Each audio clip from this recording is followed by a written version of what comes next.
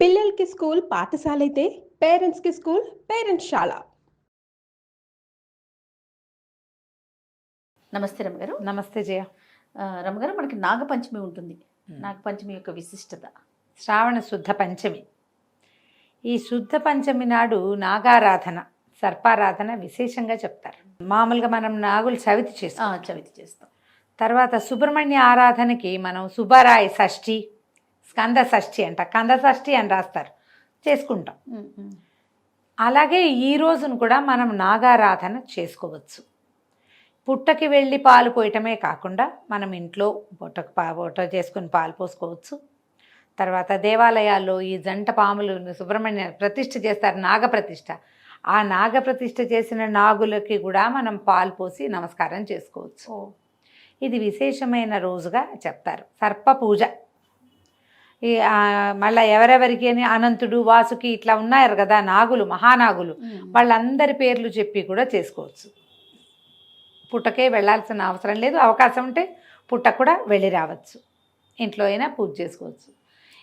దీన్ని సుబ్రహ్మణ్య ఆరాధనగా కూడా తీసుకోవచ్చు. మనం సుబ్రహ్మణ్య అష్టకం చెప్తారు, అష్టకం చదువుకోవచ్చు. సర్పాలకి, నాగులకే ప్రత్యేకమైన నవనాగ స్తోత్రం అని ఒక ప్రత్యేక స్తోత్రం ఉంది, అది చేసుకోవచ్చు. ఉదంకుడు చేసినటువంటి నాగస్తుతి, ఉదంకుడు నాగస్తుతి అటు తెలుగులోను సంస్కృతంలోనూ ఉంది, వ్యాస భారతంలోనూ ఉంది, తెలుగు భారతంలో కూడా ఉంది.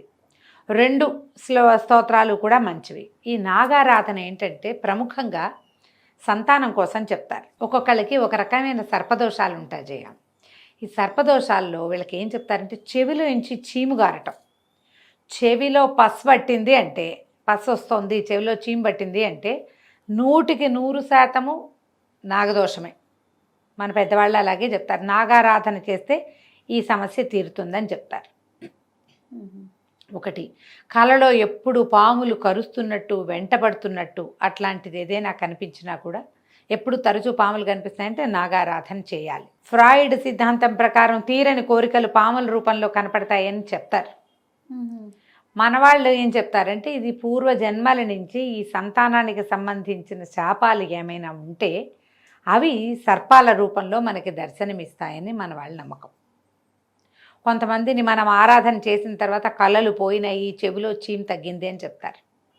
ఒళ్ళంతా పొడలుగా మచ్చలు వస్తాయి కొంతమందికి, వాళ్ళకు కూడా సర్పారాధన మంచిది. స్కిన్ ఇష్యూస్ వాళ్ళు సర్పారాధన చేయాలి. ఈ పుట్టమన్నుని తెచ్చి చెవికి పెట్టుకోమంటారు, అది చాలా విశేషమైన ఫలితం ఇస్తుందని, ఆరోగ్యానికి మంచిదని చెప్పబడుతుంది. దీనికి ఒక కథ కూడా, తమాషా చిన్న కథ ఒకటి చెప్తారు, నాగపంచమి కథ అని. ఒక రైతు పొలం దున్నాడట. ఆ పొలం దున్నినప్పుడు ఏమైంది, అక్కడ ఒక పుట్ట ఉండి ఆ పుట్ట ఇట్లా పైకి తెరిపిగా లేకుండా కొంచెం భూమిలోకి ఉంది. ఆ పాము గుడ్లు పెట్టిందట ఆ పుట్టలో. పిల్లలు పొదిగినాయి, చిన్న పిల్లలు పాకుతున్నాయి.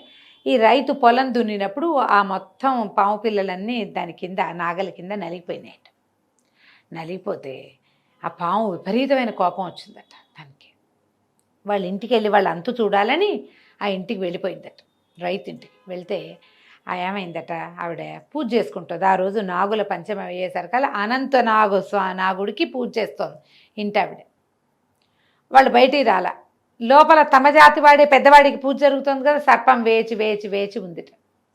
తర్వాత లోపలికి వెళ్ళింది పూజ అయిపోయాక. వెళ్ళేసరికల్లా మొత్తం ఆహార పదార్థాలన్నీ స్వామివారికి నివేదన పెడతాం కదా, ఏం పెడతారు జనరల్గా, చిమ్మిరి, చలిమిడి, పాలు, టెంకాయ, పాలు, తేనె అవి నివేదన పెడితే సర్పం అవన్నీ తినేసిందట.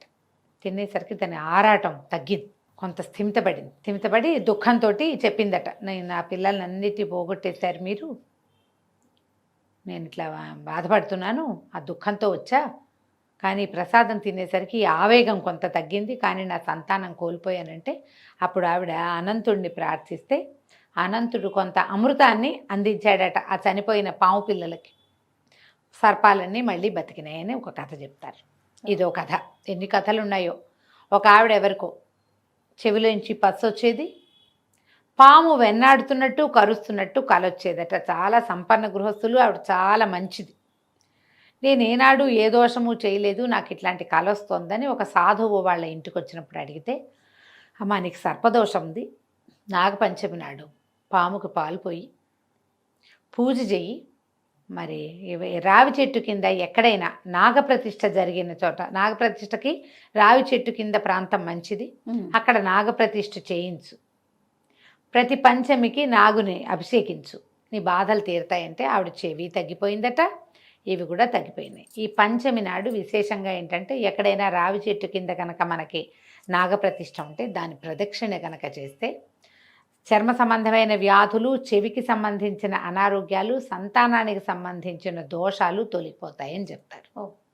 వీటిలలో మీరు ఏది కుదిరితే అది చేసుకోవచ్చు. ఎక్కువ ఇవన్నీ చేయలేం. పంచమి నాడు దేవాలయానికి వెళ్ళండి.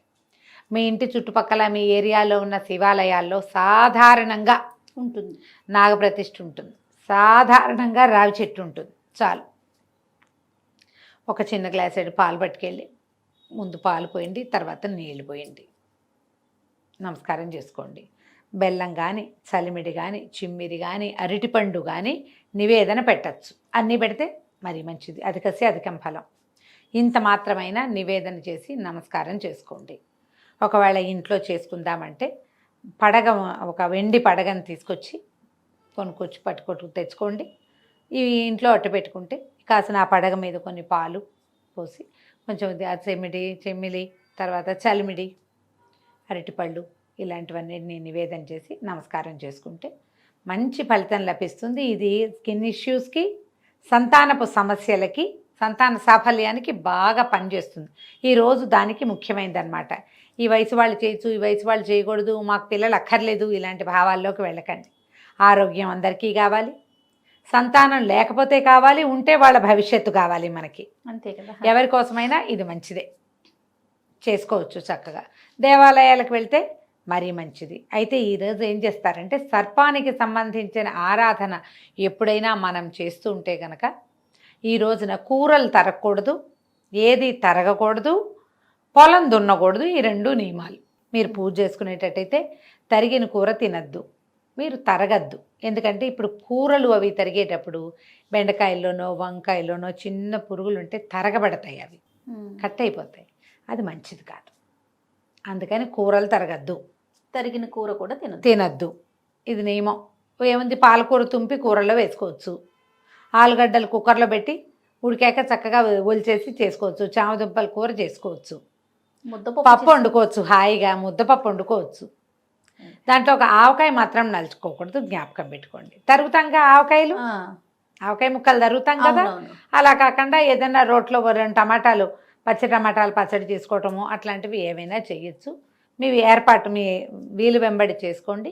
ఈ నాగుల పంచమి రోజున మీరు కనుక ఉదంకుడి నాగస్తోత్రం చదివితే చాలా మంచి ఫలితం లభిస్తుంది. ఎవరైనా అంటే సంతానం కావాలనుకునే వాళ్ళు ఈ రోజును మొదలుపెట్టి వచ్చే సంవత్సరం నాగపంచమి దాకా చదవండి. ఈ లోపలే మీకు సంతాన సాఫల్యం కనపడుతుంది. అంత విశేషమైనవి. ఉదంకుడి నాగస్తోత్రం ఆన్లైన్ దొరుకుతుంది, సంస్కృతంది దొరుకుతుంది, తెలుగుది దొరుకుతుంది. చక్కగా సంపాదించి చదువుకోండి, చేసుకోండి. రైట్. నమస్తే. నమస్తే జీ.